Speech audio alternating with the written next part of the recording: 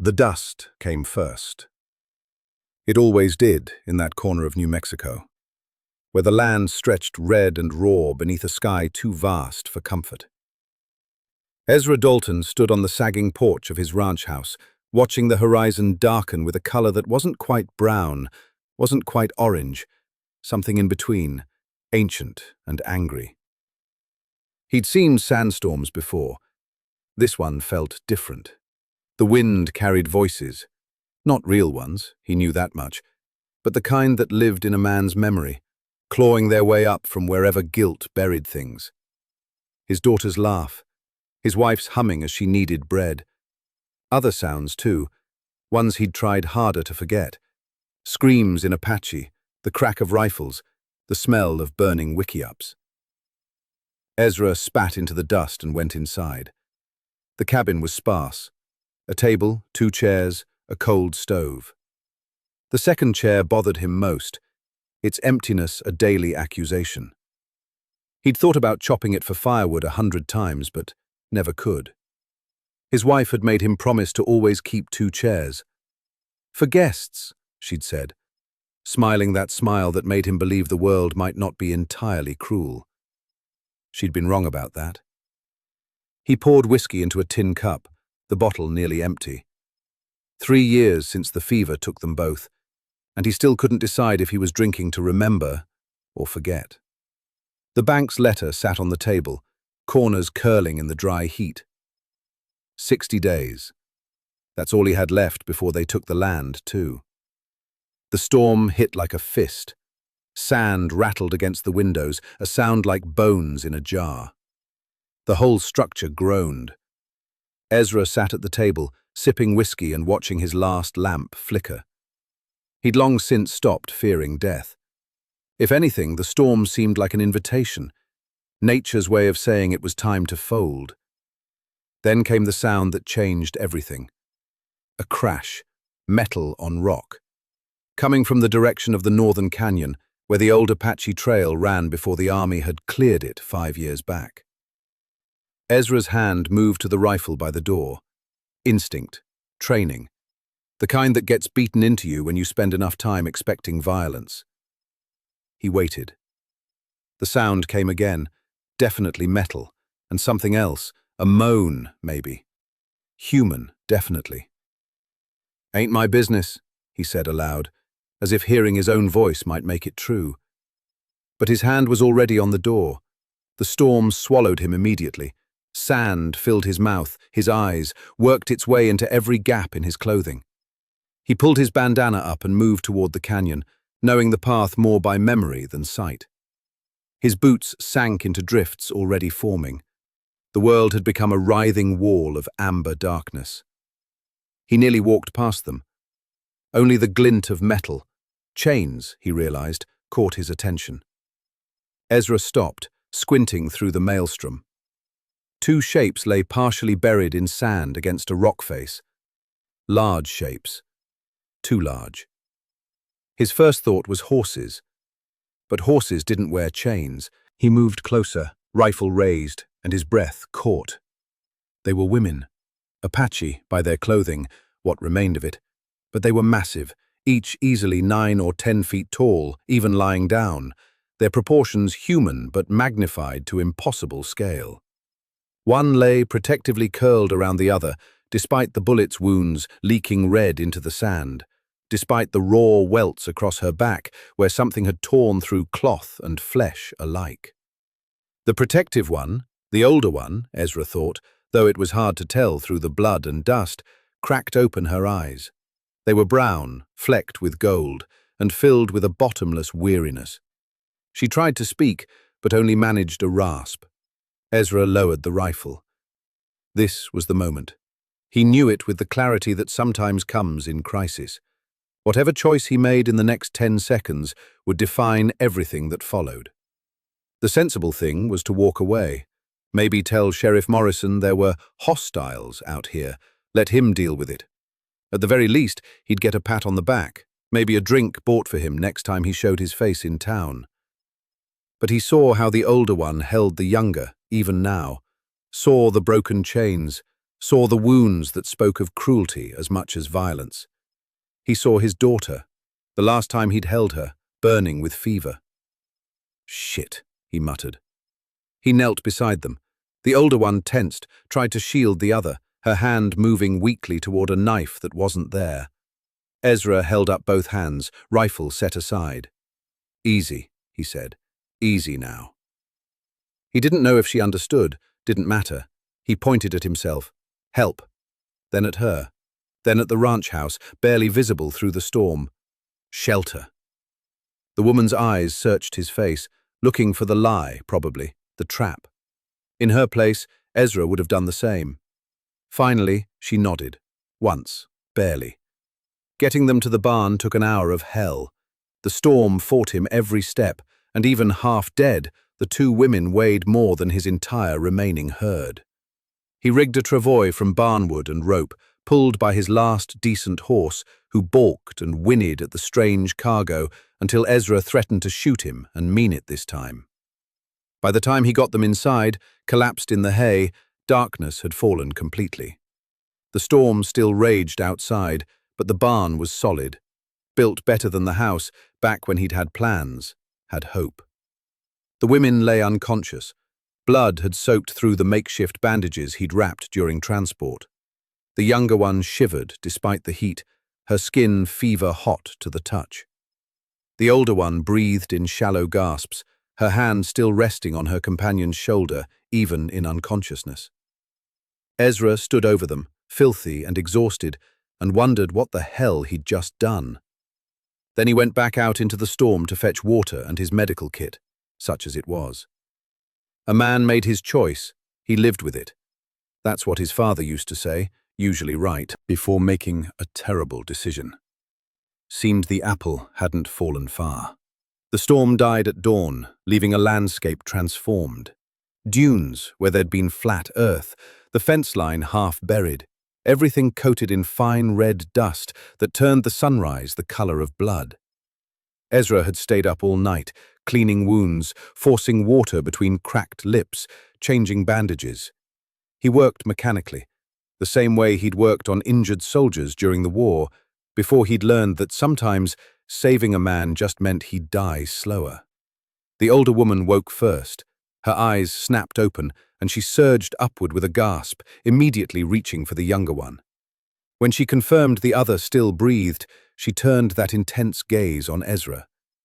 He sat on a barrel 10 feet away, rifle across his lap. Not pointing at her, just there. "Water?" he offered, holding up a ladle. She stared at him for a long moment, then nodded. He approached slowly, handed it to her. She drank half, then used the rest to wet her companion's lips. "What's her name?" Ezra asked, not expecting an answer. "Kiona," the woman said, her English thick but clear. She touched her own chest. "Nashota." "Ezra." Nashota nodded slowly. Then she said something in Apache, a long stream of words he couldn't follow. He caught only one. Why? He knew what she was asking. Why help? Why risk?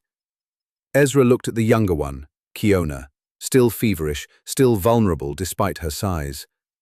"I don't rightly know," he admitted. "Seemed like the thing to do." Nashota studied him with those unsettling eyes, and Ezra had the distinct feeling he was being weighed against some measure he couldn't see. Whatever she found, it must have satisfied something. She lay back down, positioning herself between him and Kiona, and closed her eyes. But her hand stayed near where a weapon should be. Trust, Ezra thought, watching her. Trust has to start somewhere. He set the rifle aside and went to check the fence. 3 weeks passed like a held breath. Ezra learned quickly that hiding 9-foot-tall women in a small ranch was like hiding mountains. Technically possible, but requiring constant, exhausting vigilance. He moved them to the old root cellar after the first week, a space dug into the hillside that had enough height for them to at least sit upright. He brought food, water, clean bandages. He burned bloodied straw and lied to his horse about why the feed was running low. Kiona recovered slowly. The fever broke after 6 days, and with it came a personality that surprised him. Gentle, curious, quick to smile despite everything.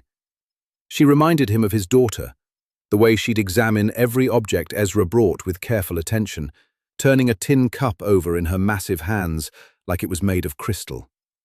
Nashota remained guarded. She watched him constantly, spoke little, moved with the caution of something that's learned the price of relaxation. But she was teaching Kiona English. In the evenings, Ezra could hear them through the cellar door, and sometimes she'd translate questions Kiona had. "Why do you live alone?" Kiona asked through Nashota on the 10th day. Ezra paused in rebandaging Nashota's back. The welts were healing but would scar permanently. "Lost my family. Fever." "Children?" "A daughter, Sarah." Kiona said something in Apache. Nashota translated softly. "She says her mother died in childbirth. She only knows sisters." "Your sisters?" A pause. Nashota's expression shifted to something complicated. "Yes, and no. We are Gantier, born of ceremony. The mountains make us, but we are still daughters of our people." Ezra didn't pretend to understand. "Those chains you had." "White men," Nashota cut him off, her voice like a door slamming. "They took us in the night. 3 months in a cage. They showed us in towns, called us demons, made children throw stones." The silence that followed had weight. Ezra finished the bandage with careful fingers. "You were in the war," Nashota said, not a question. "Yes." "You killed Apache." Ezra's hands stilled. He could lie, should lie, but something in her tone demanded truth. "Yes." "Women? Children?" His throat tightened. "Once, in a raid, I left the group after, tried to forget." "Did you?" "No." Nashota turned to look at him, really look, and Ezra felt stripped bare. "Good," she said finally. "Forgetting is for the innocent. We are not innocent." "No," Ezra agreed. "We're not." They sat in the dimness of the cellar, two broken people keeping company with ghosts, and something shifted between them. Not quite trust, not quite absolution, but maybe the foundation of both. The problems started small. First, Tom Morrison from the neighboring ranch rode by, asking if Ezra had seen anything strange during the storm. "Couple boys say they saw giant tracks out by Devil's Canyon. Probably drunk, but folks are spooked." Ezra shrugged, leaning on his porch rail to hide how his hand shook. "Strom plays tricks, you know how it is." Then Sarah Weaver from town mentioned someone's cattle had been spooked something fierce, broke through a fence and scattered. "Something out there," she said, eyes wide. "Something big." Ezra bought extra flour and salt pork, told her it was for winter prep. The third warning came from his own property. He found boot prints near the cellar entrance. Not his, not Apache, but worn cavalry boots. Someone had been scouting. Had they seen something? Heard something? That night, he brought it up with Nashota. "We can't stay like this much longer. People are looking." She nodded slowly. "We know.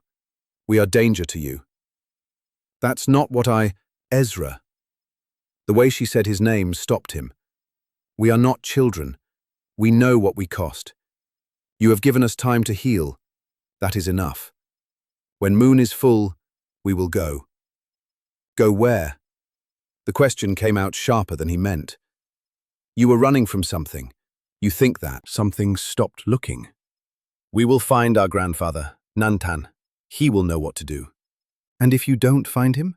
If they catch you first?" Nasota met his gaze steadily. "Then we die free. It is better than the cage." Kiona said something soft in Apache. Nasota's expression softened almost imperceptibly before she translated. "She says you have kind eyes, like the mountain cats who watch but do not hunt." Ezra didn't know what to do with that, so he did what he always did, changed the subject. I'll need to get more supplies. The trip to town will take a day. Be careful, Nashota said. Men like Tom Morrison, they do not need proof to act, only fear. I know his type. Yes, Nashota agreed. You were his type once. The words landed like a punch, because she was right. 3 years ago, maybe even 1 year ago, Ezra might have been the one organizing the hunt, might have been the one leading the charge against anything that didn't fit his narrow definition of acceptable. He left for town the next morning, and the whole ride there he couldn't shake the feeling that everything was about to collapse. The town of Socorro Springs had seen better days. Half the buildings stood empty, casualties of the railroad choosing a different route. What remained was a hard place full of harder people, the kind who viewed kindness as weakness and difference as threat. Ezra tied his horse outside Chen's general store and tried to look casual. Failed, probably. Inside, Chen was arranging canned goods with the precision of a man who'd survived 3 separate attempts to burn him out. He nodded at Ezra. Dalton, heard you had a rough storm. Nothing I couldn't handle. Chen's eyes were knowing. He'd never said as much, but Ezra suspected the old man saw a lot more than he let on. Big order today? Stocking up? Winter prep. It's June. Early start. Chen packed the supplies without further comment, but as Ezra paid, he said quietly, There's talk. About things in the desert. Big things. Sheriff's organizing a search party, planning to deputize volunteers. Ezra's blood went cold. When? 2 days, maybe 3. Chen met his eyes. Man could do a lot in 2 days, if he was motivated. I appreciate the information.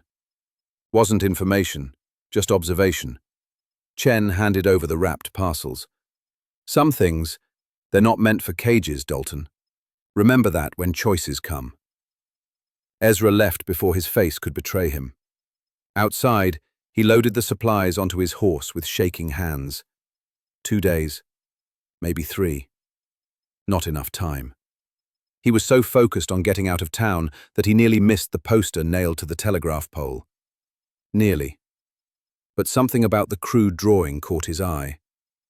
Reward, $500 for information leading to the capture of 2 Apache demons. Height, 9 to 10 feet. Dangerous and unnatural. Believed to be traveling north. Contact Sheriff Morrison or U.S. Army Fort Craig. Below the text, someone had scrawled, Kill on sight.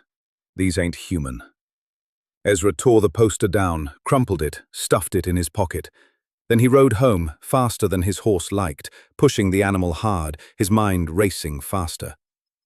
2 days. Maybe 3. He'd have to tell them tonight. They'd have to leave immediately, wounded or not. He'd give them what supplies he could spare, maybe his best horse, point them toward the mountains where Apache bands still moved freely, away from the settlements and the army and the men who saw bounty in suffering. The sun was setting by the time he reached the ranch, painting the sky the color of embers, beautiful in the way all endings are. He dismounted, unloaded quickly, and headed straight for the cellar. The door was open. His heart stopped. Had they left already? Had someone found them? He rushed forward and found Nashota sitting outside the entrance, hands folded in her lap, watching the sunset. Kiona sat beside her, head on her sister's shoulder. They looked peaceful, almost content. You came back, Nashota said without turning. Of course I did. Not everyone does. Ezra set down the supplies. We have a problem, big one. The search party. Still not looking at him. We know. How? We hear things, voices carry in the desert. Now she did turn, and her expression was serene in a way that terrified him more than anger would have. It is time. Time for what? For you to choose. Choose what? I already chose. When I brought you here, when I... No. Nashota stood, and despite his familiarity with her size, the sheer presence of her still caught his breath. That was mercy. This is different. This is sacrifice. Kiona stood too, moved to stand beside her sister. She'd grown stronger, Ezra realized. The fever had passed completely. She looked at him with those gentle eyes and said in careful English, "You gave us life. Now you must choose to keep yours." "I don't understand." "Tell them where we are," Nashota said simply. "Collect the reward. Save your ranch." The words hung in the air like smoke. "You can't be serious." $500, Nashota continued, her voice level. "Enough to pay the bank, repair the fences, buy new cattle. Enough to live. All you have to do is nothing. We will wait here. We will not run. And tomorrow, when they come, you can say you found us, that you were too frightened to approach, that you are a hero for finally reporting us." "That's insane." "That's survival." She stepped closer. "We know what we are, Ezra Dalton. We know what the world sees. Monsters. Demons. Things to be caged or killed. You are not responsible for that. You did not make this world. You are just trying to live in it." "I won't—" "Your wife," Kiona interrupted softly. "Sarah. Nashota says you talk in your sleep. You apologize to them. Every night. You say you're sorry for the blood on your hands." Ezra's throat closed. "This would clean them," Nashota said. "This would make you good again in the eyes of your people. The man who captured the demons. The hero. No more guilt. No more hiding." "No," Ezra managed. "Why not?" And now there was something desperate in Nashota's voice, something raw. "Why not save yourself? We are nothing to you, strangers, enemies even. Your people killed ours killed yours. What are we to you that you would throw away everything?" The question hit him like a physical thing. What were they to him? He looked at Kiona, who despite everything still smiled like his daughter used to. Looked at Nashota, who carried herself with more dignity in chains than most free men managed. Looked at the bandages he'd changed, the meals he'd shared, the quiet evenings spent in each other's company while the desert cooled outside. "You're not nothing," he said finally. "You're the only reason I've gotten up in the morning for the last 3 weeks." Silence. Long and complete. Then Nashota did something unexpected. She laughed. Not mockingly, sadly, almost fondly. "Then you are a fool, Ezra Dalton." "Probably. They will kill you for hiding us. If not tomorrow, then soon after." "Maybe. You will lose everything." "Already did that once. Turns out you can survive it." Nashota shook her head slowly, but there was something in her eyes. Respect, maybe. Recognition. "Then we leave tonight, as soon as darkness falls, and you never speak of us again. You tell them we were here, that we threatened you, that you barely escaped. You tell them we headed east. By the time they realize the lie, we will be in the mountains with our people." "That's the plan?" "That's the only plan that keeps you alive." Ezra wanted to argue, wanted to find another way, a better way. But he'd been a soldier long enough to recognize a tactical retreat when he saw one. "All right," he said. "All right." They spent the rest of the evening preparing. Ezra packed what supplies he could spare: dried meat, water skins, blankets, his spare rifle. He drew them a map to the Rio Grande, where he knew Apache families still crossed on their way to Mexico. Kiona thanked him in Apache, a long, formal string of words he didn't understand, but felt in his chest anyway. Nashota said nothing, but her hand briefly touched his shoulder as she passed, and the weight of it carried more meaning than words could have managed. When full darkness came, they emerged from the cellar for the last time. The desert stars wheeled overhead, indifferent and eternal. Somewhere out there, men were sharpening knives and checking ammunition, preparing to hunt. "Go north first," Ezra said. "They'll expect you to head south to Mexico, north to the Sangre de Cristo Mountains, then circle back. There's water at—" He stopped, because the northern horizon had just lit up with torches, dozens of them, and they were moving this way. "No," he breathed. "No, they weren't supposed to." "They moved fast," Nashota said, her voice flat. "We waited too long." The torches were still miles out. But in the clear desert night, they might as well have been next door. Ezra's mind raced. The cellar was no good. They'd search it. The barn would be the first place they'd look.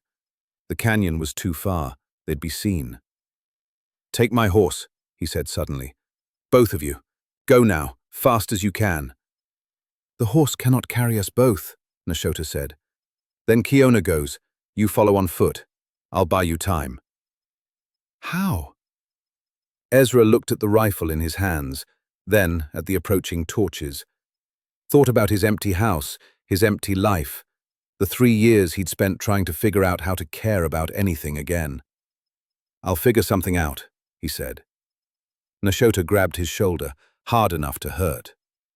"No, we don't run while good men die for us." "I'm not a good man." "You are better than you think." She released him, exchanged a glance with Kiona. Some wordless communication passed between them. Then Nashota looked back at him. "There is a third option, but it requires trust." "What option?" "Our grandfather, Nantan, he is coming."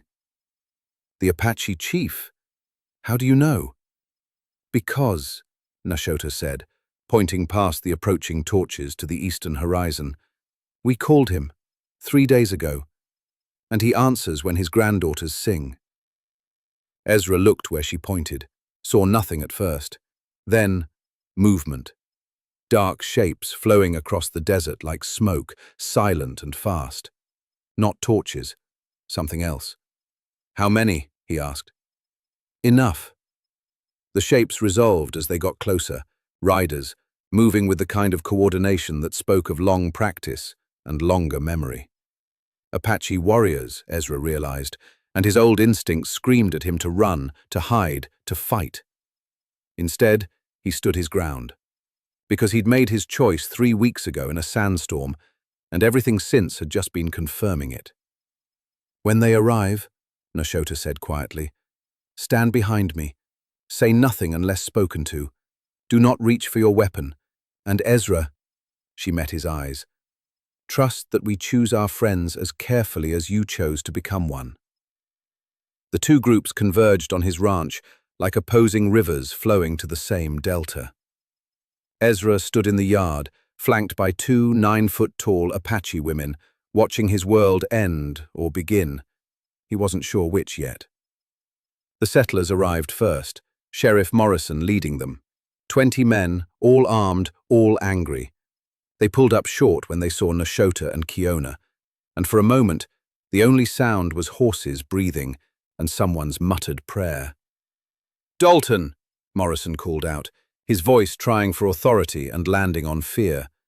"Step away from those things." "They're women," Ezra said. "Not things. They're demons. Look at them." "I have been, for 3 weeks. Seen nothing demonic yet." A murmur ran through the settlers. Morrison's face darkened. "You've been harboring them? You son of a bitch, you've been protecting them. From you. That's treason. That's... God damn it, Dalton. They're not human." "No," Ezra agreed. "They're better than most humans I know." Morrison went for his gun. 3 other men did the same. The moment stretched, crystalline and fragile, everything balanced on the edge of violence. Then the Apache arrived. They came from the east like a wave of darkness, silent except for the sound of hooves on stone. 20 warriors, maybe 30, all mounted, all armed. They fanned out in a semicircle behind Ezra and the sisters, creating a wall of horseflesh and steel. At their center rode an old man who somehow dominated the entire space, despite his age. His hair was white, his face a map of battles and losses, his eyes the kind that had seen the world break and refused to break with it. Nantan. Had to be. He dismounted slowly, walked past his warriors with the confidence of someone who'd never needed to prove anything. Stopped in front of Nashota, looked her up and down, then backhanded her across the face. The crack echoed across the desert. Nashota took it without flinching. Kiona gasped, but didn't move. Ezra's hand twitched toward his rifle, but Nashota's almost imperceptible shake of her head stopped him. Nantan spoke in Apache, his voice like gravel. Long, angry sentences that Ezra couldn't follow but felt anyway. Disappointment, relief, fury, love, all mixed together. When he finished, Nashota responded in kind, her voice steady despite the red mark on her cheek. She gestured at Ezra, said his name, spoke for several minutes. Nantan turned to study Ezra. The old man's eyes held depths Ezra couldn't fathom. Wars fought, children lost, treaties broken, promises kept. He was being measured, Ezra realized, weighed against some standard he couldn't see. Finally, Nantan spoke in English, accented but clear. "You are the one who saved them." "Yes." "Why?" There it was again, that question, the only question that mattered. "Because they needed help," Ezra said, "and I was there." "You risked everything." "Didn't feel like a risk, felt like the only choice." Nantan grunted. Then he reached into his saddlebag and pulled out 3 objects. He laid them on the ground in a line. A leather pouch heavy with gold, a ceremonial knife with turquoise inlay, and a single white eagle feather. "You know what these mean?" Nantan asked. Ezra looked at them, felt the weight of every eye on him. Apache, settler, the 2 sisters he'd saved. "No," he admitted. "The gold," Nantan said, "is wealth. Enough to save your ranch, live in comfort. The knife is brotherhood. You become Apache, leave your world behind. The feather," he paused, "the feather is trust, but its meaning you must discover." Ezra stared at the 3 objects. Behind him, he could hear the settlers muttering. Morrison called out, "Don't listen to him, Dalton. He's trying to trick you." But Ezra wasn't listening to Morrison anymore. He was thinking about his empty house, his empty life, the 3 weeks of mornings that had meaning because someone depended on him. The way Kiona laughed at his bad jokes, the way Nashota had started to trust him, inch by painful inch. He was thinking about choices and consequences, and what kind of man he wanted to be when he finally died. He reached out. Not for the gold, not for the knife. He picked up the feather. Nantan's expression shifted, surprise maybe, or respect. He said something in Apache. Nashota translated, her voice soft. "He says you choose wisdom. The feather means you remain yourself, but not alone. It means your door is open to both worlds. It means peace, where others choose division." "What does it cost?" Ezra asked, because nothing was free. "Everything," Nantan said bluntly. "Your neighbors will hate you. Your people will call you traitor. You will never be fully white or Apache. You will live between worlds, belonging to neither." "And if I'd chosen the gold?" "You would have it, and we would leave, and you would never see us again." "The knife?" "You would become one of us, truly one of us, but Ezra Dalton would die." Ezra looked at the feather in his hand, impossibly light. Then at Nashota and Kiona, at Nantan, at the gathered warriors who'd risked everything to come here. "I've already lost everything once," he said. "Turns out, the losing isn't the worst part. The worst part is forgetting what you lost was worth having in the first place." He turned to face the settlers, saw Morrison's rage, saw fear in others' eyes, saw a few, just a few, who looked uncertain, who were questioning. "Go home," Ezra told them. "This isn't your fight." "You've lost your mind," Morrison spat. "That's $500 you just threw away. That's your land you just gave up. For what? For a couple of freaks and a bunch of savages?" Ezra smiled, and it was the first time in 3 years that the expression felt genuine. "For the only family I've got left," he said. Morrison and his men left eventually, taking their torches and their hate with them. But Ezra knew they'd talk, knew the story would spread, knew his life, such as it was, had just fundamentally changed. The Apache didn't leave. They set up camp near the ranch, a temporary settlement that felt oddly permanent. Nantan explained through Nashota that the feather meant protection. The Apache would watch over Ezra's land, and in return, he would serve as a bridge when bridges were needed. "You understand," Nantan said. "You are not one of us, but you are not one of them either anymore. This is a lonely path." "I've been lonely," Ezra said. "This feels different." That night, they had a fire. Warriors shared food with a white rancher. Stories were told in 2 languages. Kiona sat beside Ezra and tried to teach him Apache words, laughing when he butchered the pronunciation. Nashota watched from nearby, and when their eyes met, she nodded once. It wasn't forgiveness, not quite.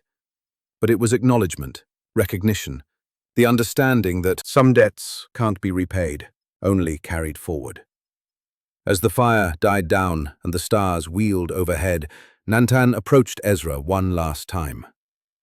"Your wife," the old man said quietly. "Your daughter. You carry them heavy. Always will.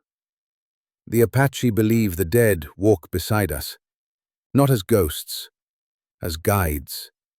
They do not want your suffering. They want your life lived well." Ezra swallowed hard. "Don't know if I can do that." "You already are." Nantan gestured at the camp, at Nashota and Kiona sleeping nearby, at the ranch that tomorrow would still be standing. This is living. The rest is just surviving." The old man walked away, leaving Ezra alone with the fire and the stars and the weight of mercy he'd chosen to carry. 6 months later, the ranch looked different. Not in any way that could be measured or sold, but in the ways that mattered. The fences were still weathered, the house still sparse. But there were 2 teepees set up near the creek where Nashota and Kiona stayed when they visited. There were Apache children playing in the yard, learning English from Ezra while he learned their language. There was a garden that Kiona had insisted on planting, maintained by both worlds working together. Most of all, there was sound. Voices, laughter, life. The bank had taken 1/3 of his land. He couldn't pay all of it, and Nantan's protection came with no gold. But Ezra found he didn't care as much as he thought he would. Turned out a man didn't need much land when he had people worth keeping it for. The settlers shunned him, as predicted. Morrison spread stories about Ezra being a traitor, an Indian lover, worse.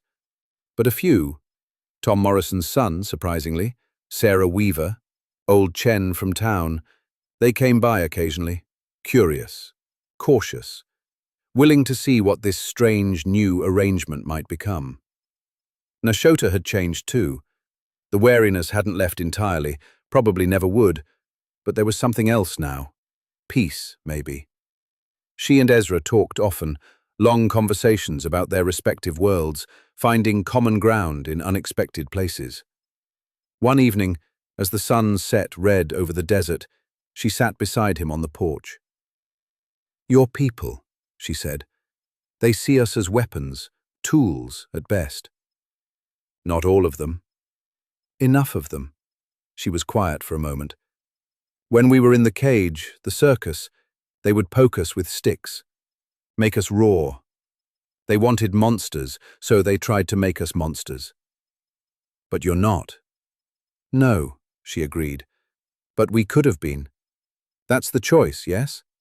When the world tries to make you into something you're not, you can become it, or you can refuse. You chose to refuse. So did you." "We chose each other," Nashota corrected. "You, me, Kiona, Nantan. We chose to see past what we're supposed to be and see what we are." Ezra thought about that, about the feather he now kept on the table, next to the empty chair, about the voices in his house that weren't just ghosts anymore. "You know what? The strange thing is," he said, "I spent 3 years trying to figure out how to die. Then you 2 showed up dying, and suddenly I remembered how to live." Nashota smiled, rare and genuine. "The mountain spirits work in strange ways." That what you call it? That's what Nantan calls it. I call it luck. She stood, stretched her massive frame. I am going to teach Kiona to hunt tomorrow. Would you like to come? You sure? I'm not exactly stealthy. No, Nashota agreed. But you are stubborn. That counts for something.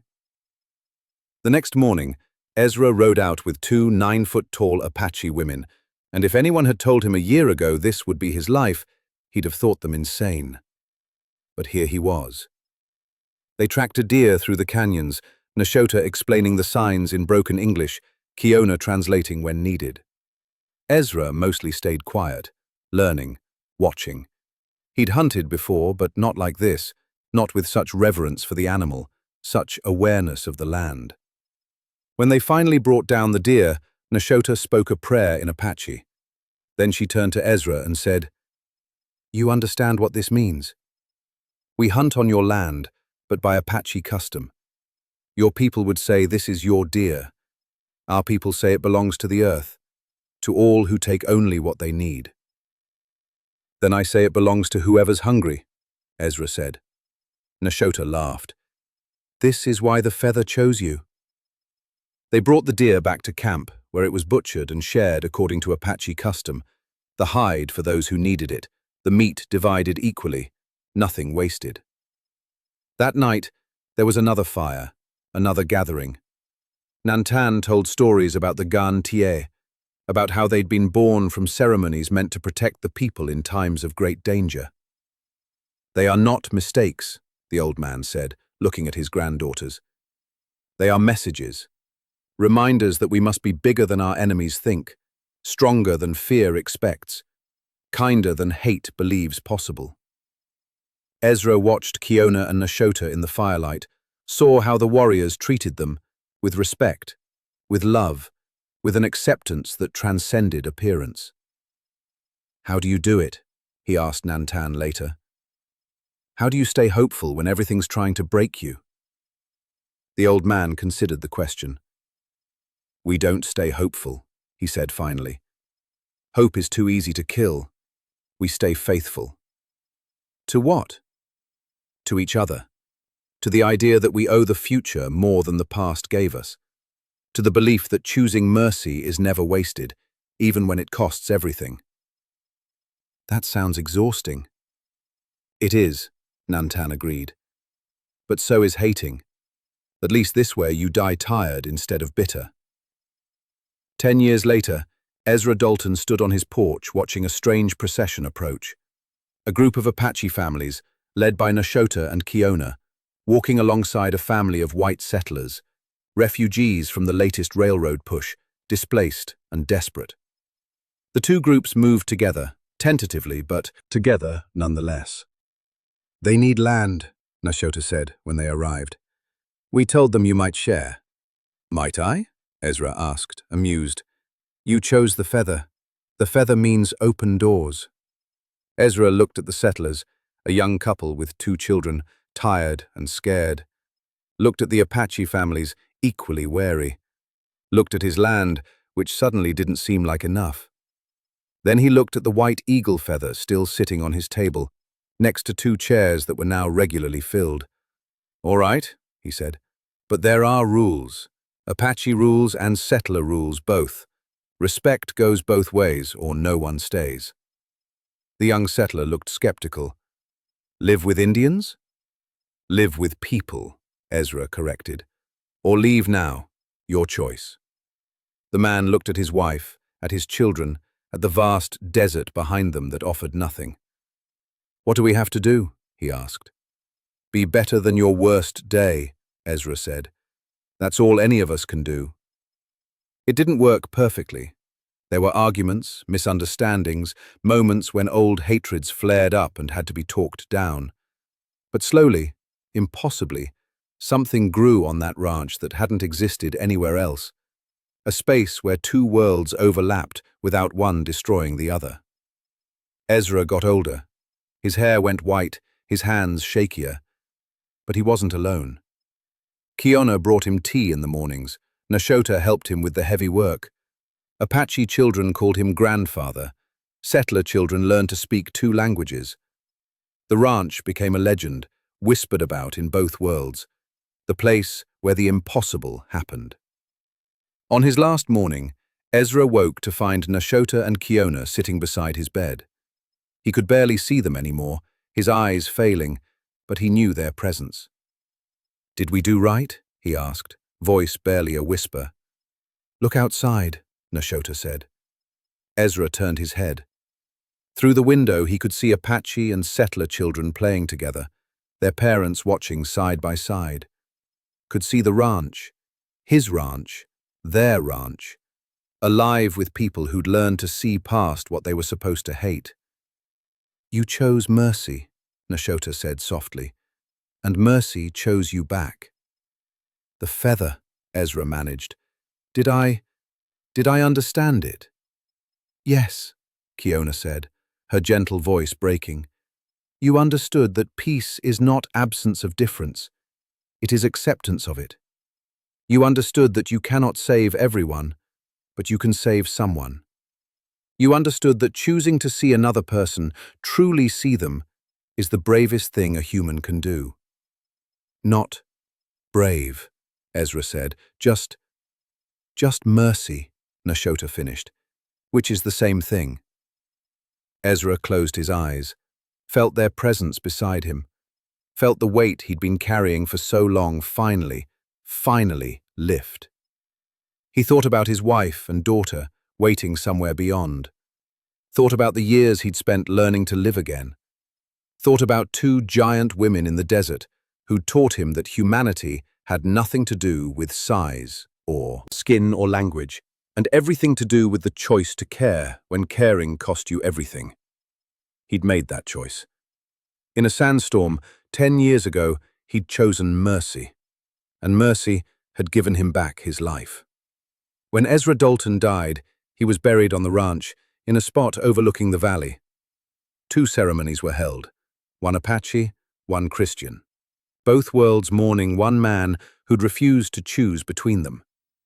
Nashota and Kiona planted a tree over his grave, a cottonwood that would grow tall and provide shade for generations. And at its base, they placed a white eagle feather weighted down by a stone. The ranch continued. The children grew. The 2 worlds didn't merge. They remained distinct, sometimes clashing, always different. But in that one place, they'd learned to exist together. Not perfectly, not easily, but together. And every year, on the anniversary of the day Ezra found 2 giant women dying in a sandstorm, people gathered at that tree. Apache and settler both.